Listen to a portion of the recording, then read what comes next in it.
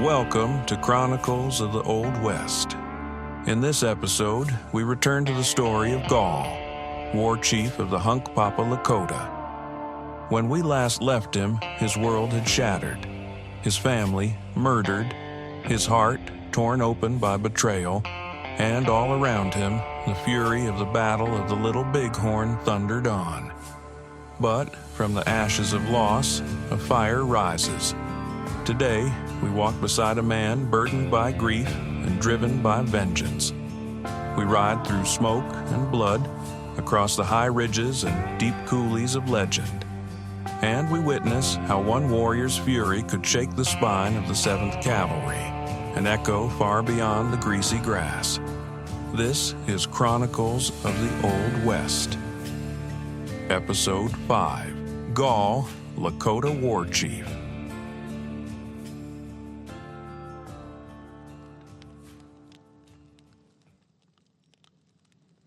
When I was a boy, I heard the old men speak of the day the sky turned to fire and the earth trembled with the hoofbeats of many horses. They said it was the day the Wasatchus came down to destroy us and found only their own ending.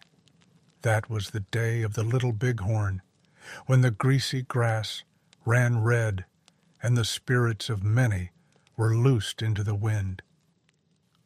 I remember what my uncle said long ago when we sat beside the fire and he smoked in silence for a time. Then he spoke. That was the day Gall became the storm. It is true that many have argued who led the fight and who shaped the outcome.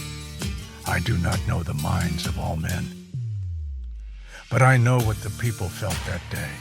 And I know what Gall did, for his fury was great, and the cries of his heart burned in the ears of the people. He was Hunkpapa, a man of great shoulders and a gaze that could cut through lies like a sharpened flint. He had lost his family, his 2 wives, his children, slain in Reno's attack that morning. Their camp was peaceful before they were ridden down. The screams of the women, the tearing of the lodges, the killing of the innocent. It lit a fire in Gall that no water could quench. I do not know the sound a man makes when everything he loves is taken. But the old ones said they heard it that day. It came from Gall's throat. Not a cry, not a howl, but something from beneath the ribs, beneath even the bones. They say Crazy Horse was like lightning, striking swiftly and without warning. And that day he struck from the north, sweeping across the high bluffs like a ghost in the smoke. But Gall was the thunder that followed, slow at first, rumbling across the valley, then shaking everything to its core. Much has been said about who crossed the river first. Some say Crazy Horse forded the Greasy Grass opposite Medicine Tail Coulee with Crow King, his friend. Others say he came from below, sweeping up with a fierce northern thrust. Even Pretty White Buffalo, a woman of great memory, spoke of these movements. What I know is that Gall did not lead the first charge. He crossed later, but he came with a beast in his chest. Hatchet in hand, he rode among the warriors, calling them forth like a drum that beats in the belly. He went where the fighting was thickest.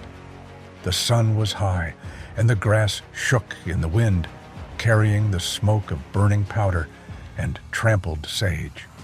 There were cries in every direction, and the shrill, sharp bark of rifles that cracked the sky.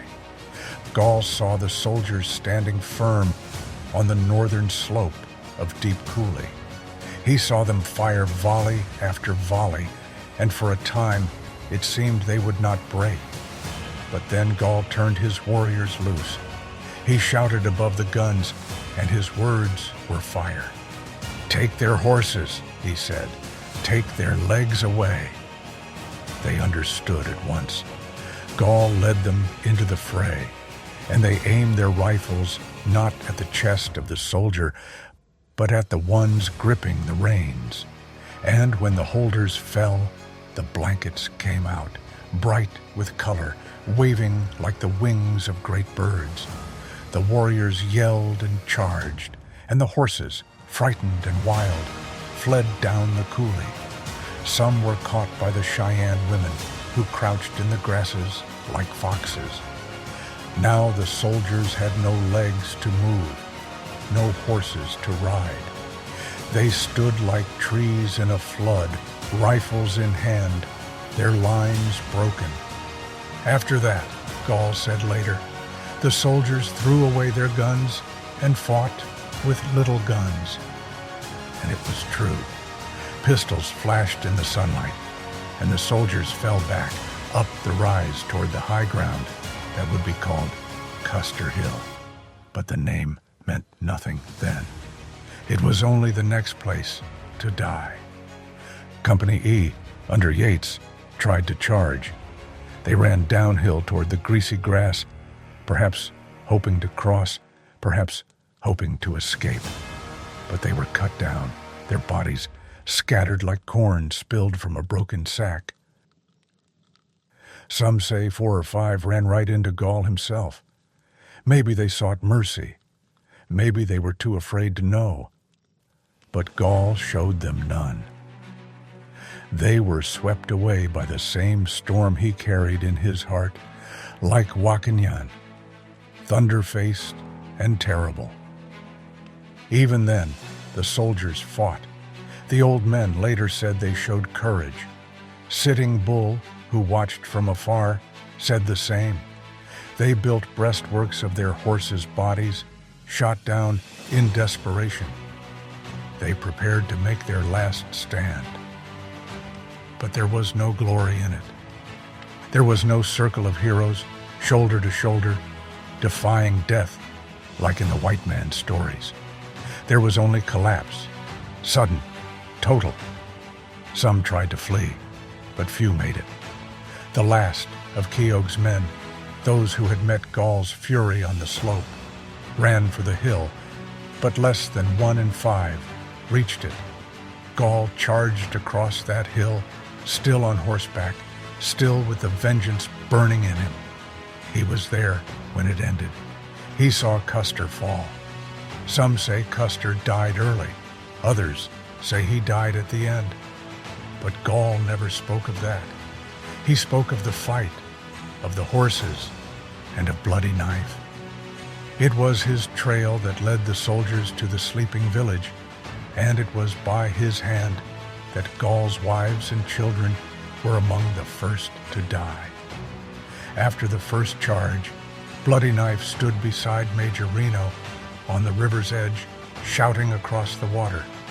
He was proud of what he had done, proud that he had driven a knife into Gall's soul that would never come out. But just as Reno's men readied to cross, a bullet found Bloody Knife. It struck him full in the head, and his brains flew into Reno's face like a curse from the other world. It was swift and terrible, the kind of death that makes even the strongest men falter. Reno was never the same after that. He turned from the river, broken inside, and his courage ran out of him like water.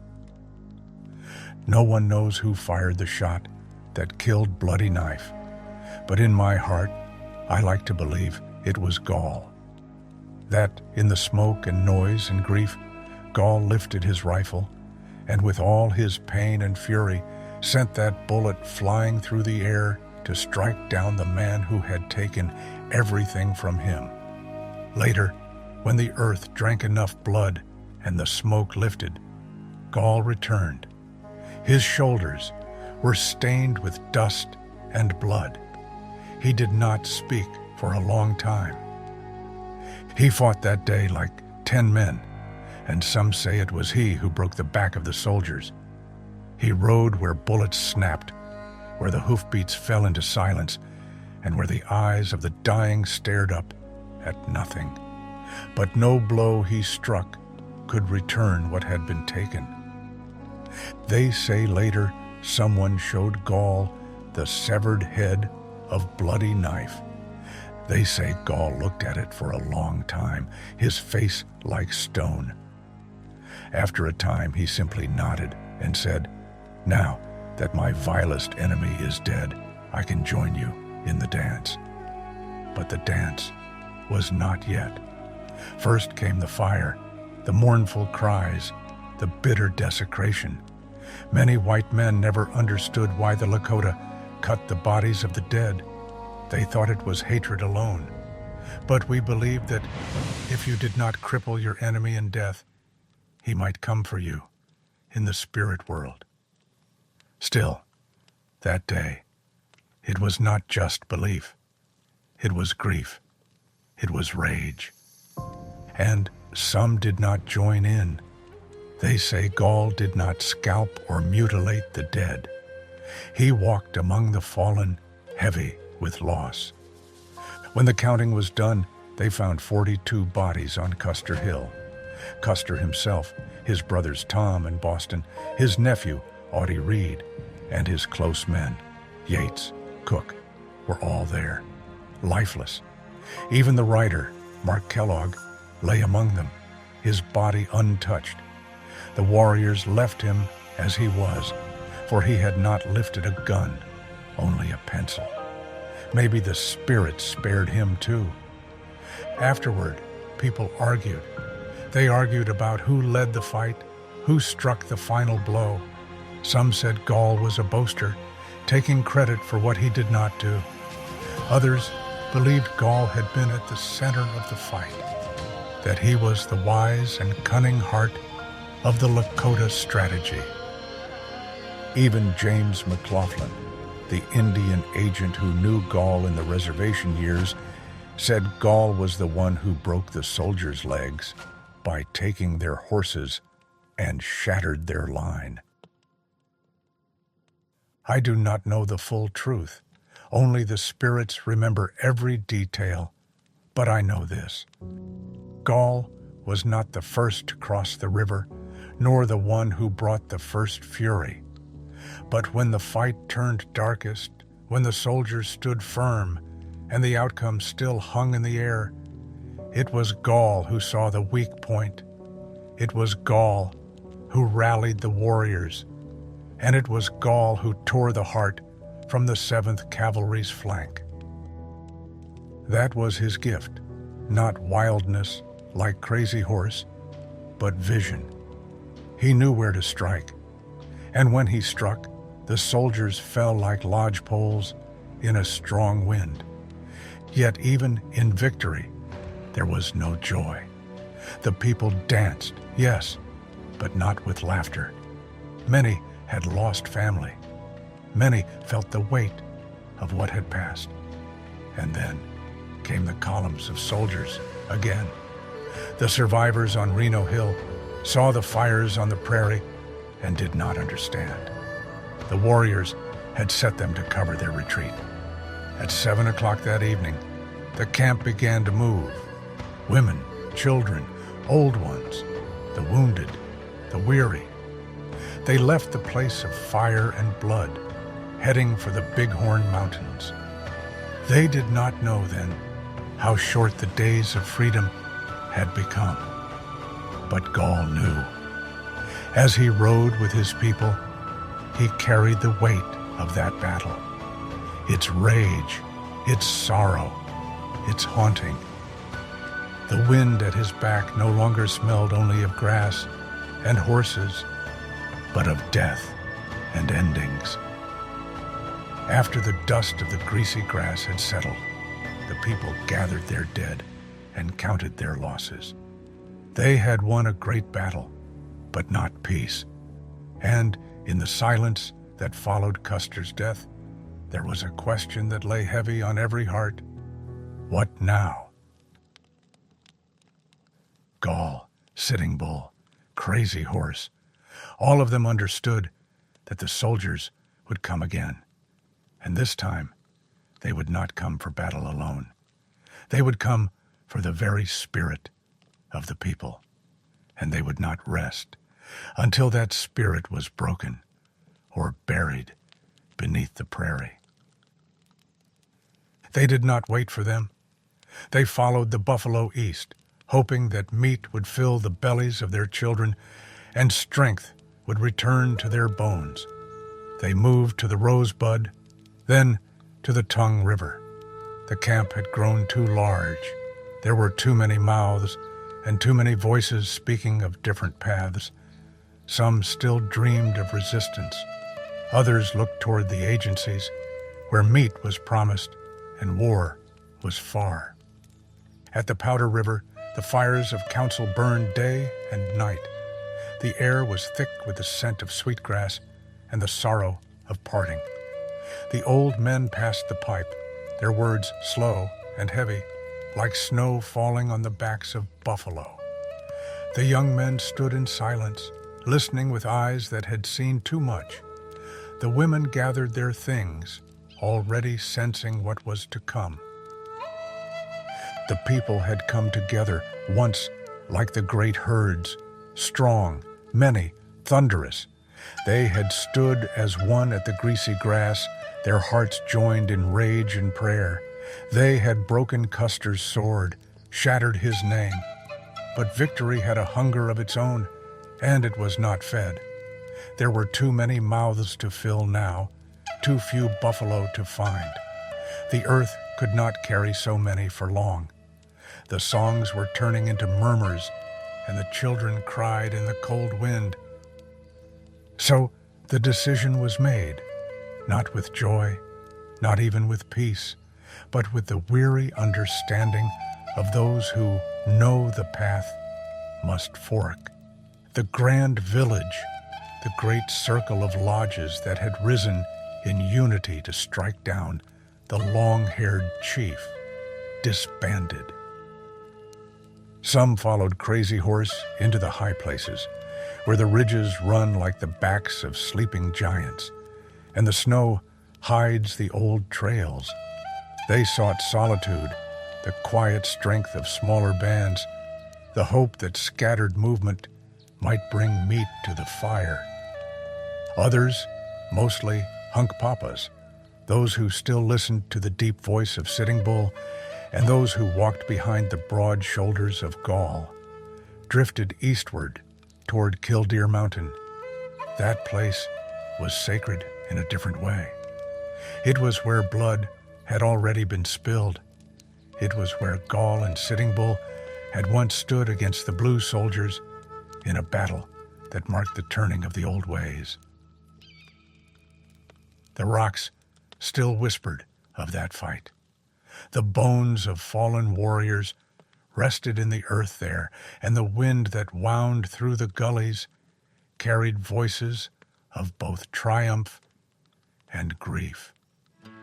To return to Killdeer was to circle back through memory, to touch again the place where their struggle had begun in earnest. It was not just a place to hide. It was a place to remember who they were. There, Gall stayed a while, watching the sky and listening for signs. But the soldiers did not sleep. Crook and Terry moved behind them, thousands strong, with scouts and mules and guns. The generals argued among themselves, and their men grew weary in the mud and rain. But still, they came. Then, a village of Miniconjou, just 37 lodges, was attacked in the night by Captain Mills. The warriors ran from their rain-proof lodges, scrambled up the bluffs, and returned fire. It was a small fight at first, but word spread fast.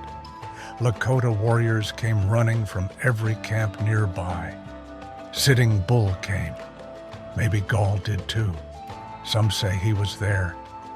When Crook arrived with 2,000 soldiers, the fire turned fierce.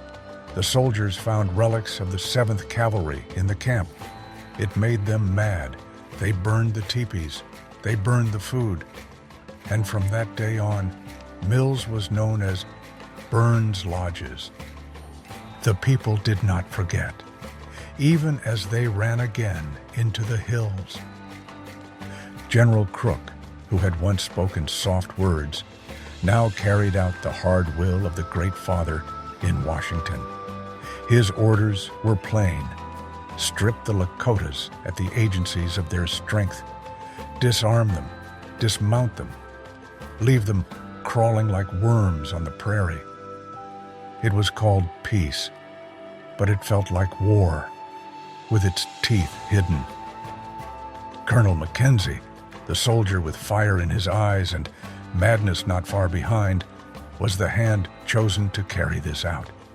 Before dawn had even broken the edge of the earth, he moved on 2 Oglala camps near Chadron Creek, one led by Red Cloud, the other by Red Leaf. These were agency people, not hostile, but still proud. They had laid down their rifles. They had held fast to the hope that peace could be found in submission. But it did not matter.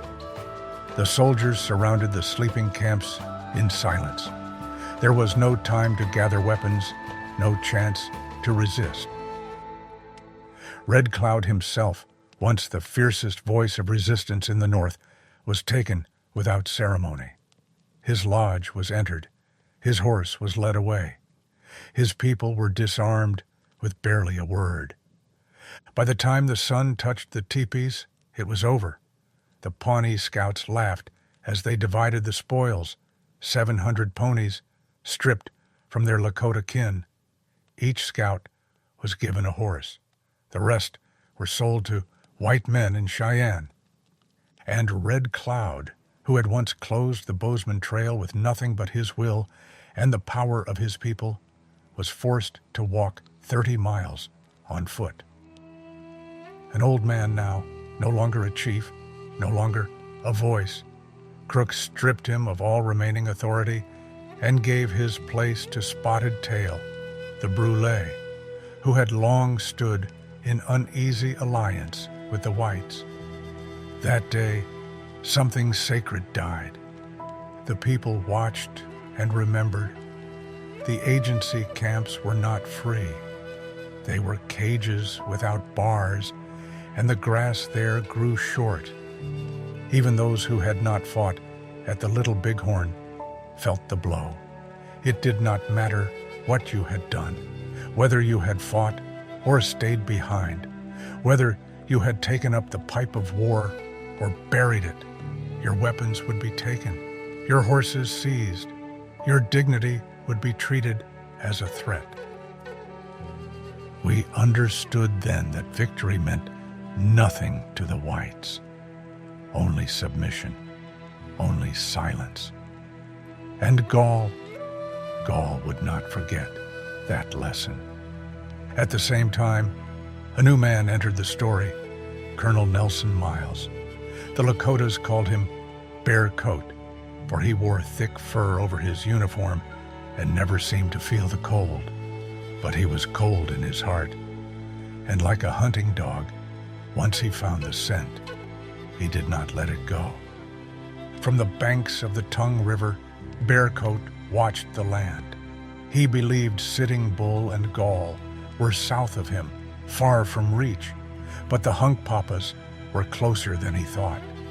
They attacked his escort, then his wagon train, running off the mules and forcing the wagons to turn back. It was a small victory, but it showed the soldiers that the Lakota still had fire in them. Gall was there. He moved like shadow and wind.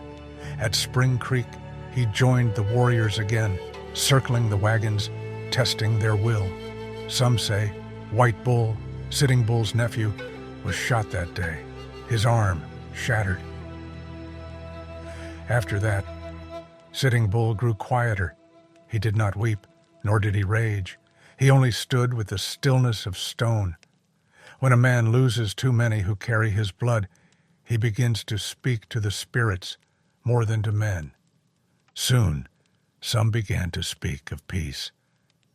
2 messengers came from the Standing Rock Agency. Bear's Face and Long Feather brought words from the white officers.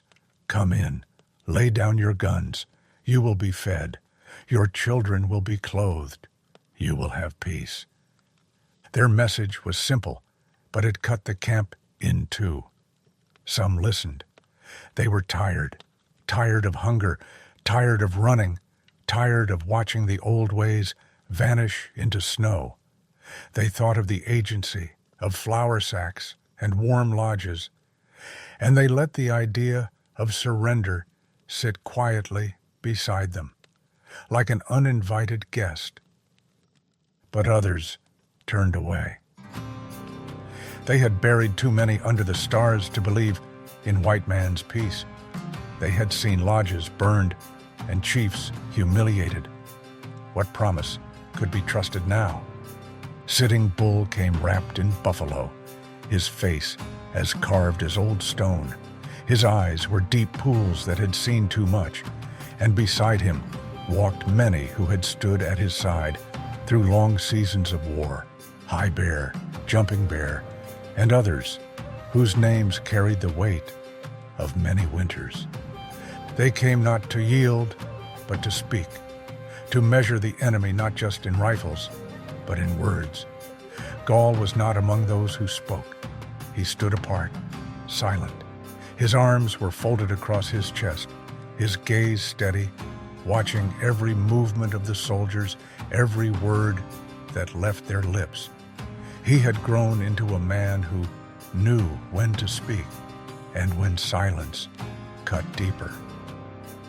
Colonel Miles, Bear Coat, stood facing them in heavy furs, a sharpness in his eyes that matched the wind.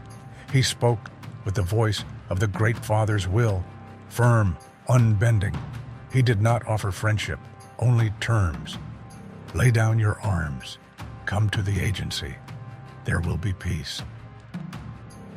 Sitting Bull listened and then spoke, slow and deliberate. He did not speak of white laws or treaties. He spoke of the buffalo, the lifeblood of the plains. He told Bear Coat that the whites had driven them away, scattered them like dust, left only bones. "You have taken away our food," he said. "You chase us and call it peace. You kill the earth and call it progress. What is left for our children?" The 2 men stood like pillars from different worlds, and neither would move. So they talked and talked again, but the space between them never closed. The meeting ended with no agreement, only wind and silence.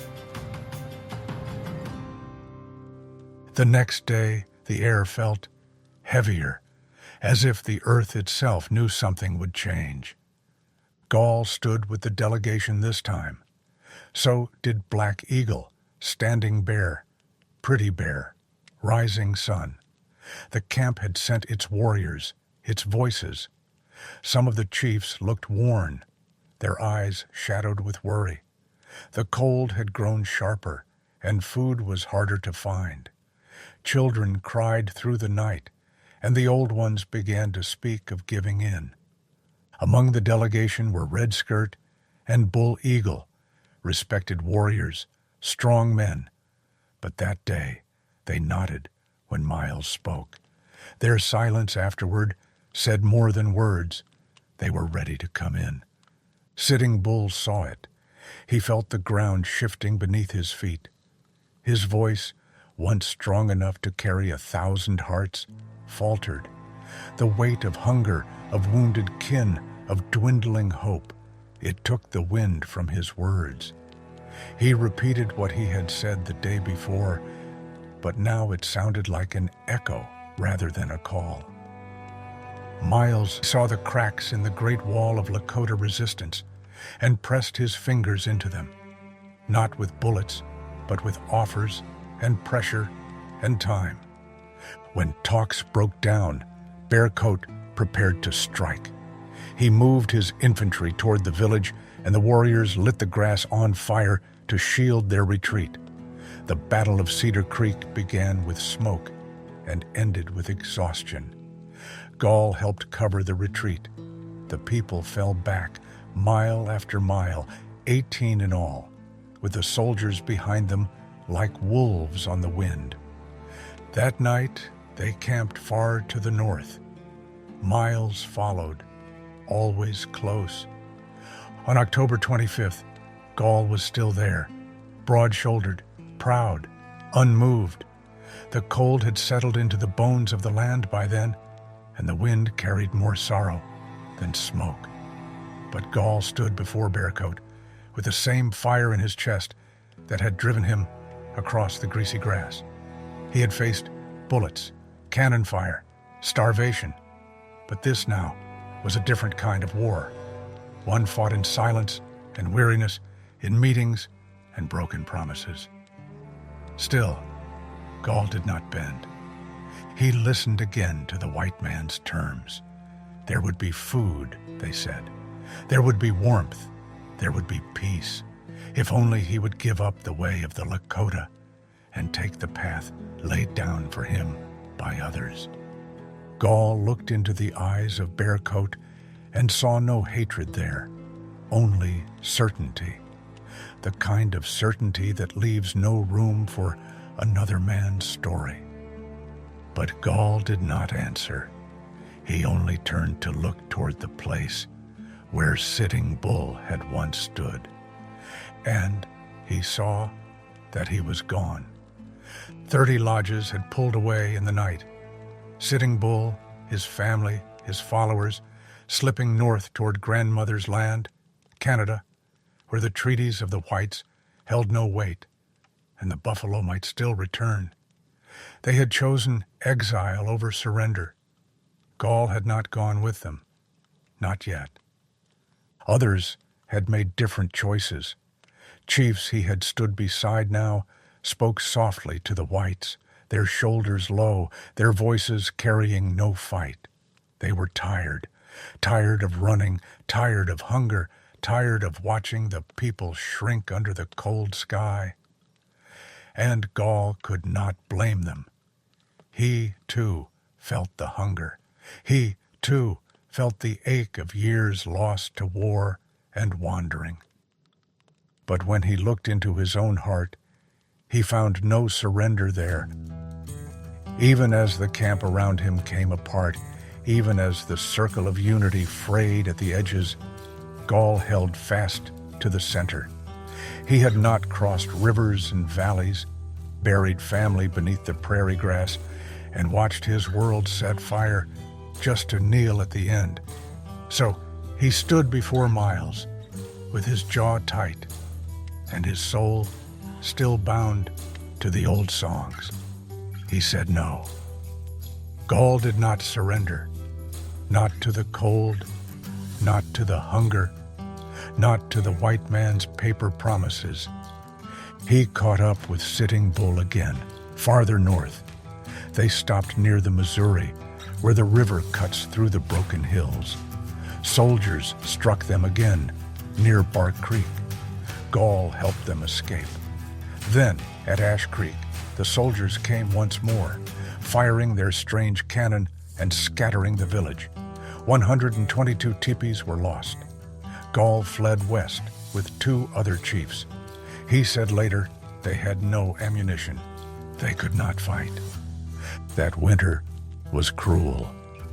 But the people pushed on, through snow, through hunger, through the silence that comes when the drums are gone. They reached Crazy Horse's village in January, and what they found was sorrow. The Cheyennes had been crushed at Dull Knife's camp. The Lakotas were tired. The Miniconjous and Sans Arcs were ready to surrender. But the Oglalas and Cheyennes still held their rifles. The last great fight came at Wolf Mountain. It was a cold and useless battle. Snow fell like ash, and both sides fired from cover. When the blizzard came, the fighting stopped. There were no songs after that day, only retreat. One by one, the bands gave up, not all at once, but like stars going out before the coming of dawn. Hunger had done what bullets could not. The children cried at night with nothing in their bellies. The old ones sat in silence, staring at fires that burned lower with each passing moon. The buffalo, once as plentiful as grass, had vanished from the plains like breath in the cold. On May 6th, Crazy Horse, he who had never known fear, who rode into battle as if led by the spirits themselves, came in to the agency with 899 people trailing behind him.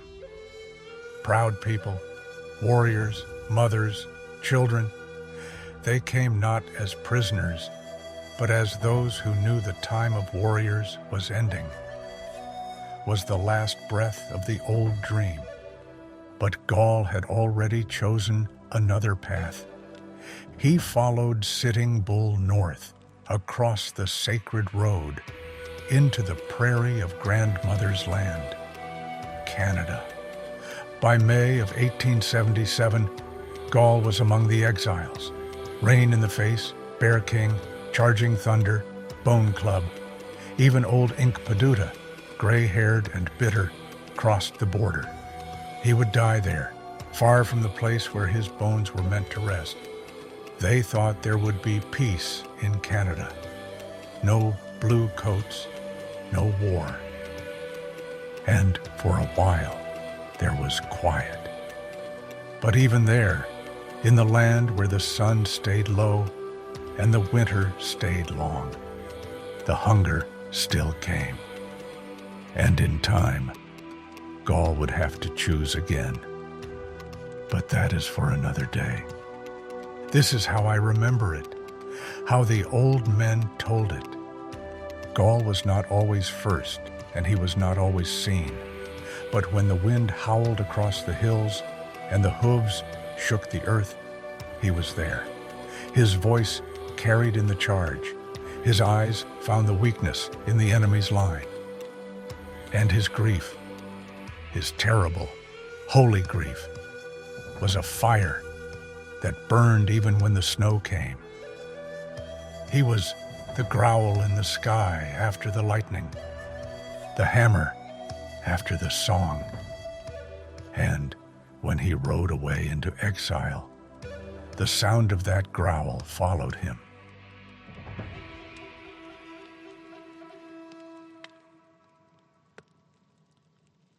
And so, this ends this episode in the story of Gall, warrior, leader, and storm upon the plains. The tale you've just heard is woven from history's fabric, eyewitness accounts, reports, oral tradition, and the memories passed down. We've shaped these threads into narrative form, taking care with detail, but also allowing space for rhythm, emotion, and humanity to carry the weight of truth.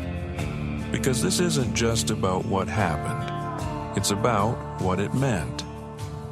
If you found meaning in today's episode, we'd be grateful if you'd leave a review or share the show. Your support helps breathe life into these voices of the frontier and helps us continue the ride. In our next episode, we follow Gall further into exile, where the gunfire fades but the real struggle begins.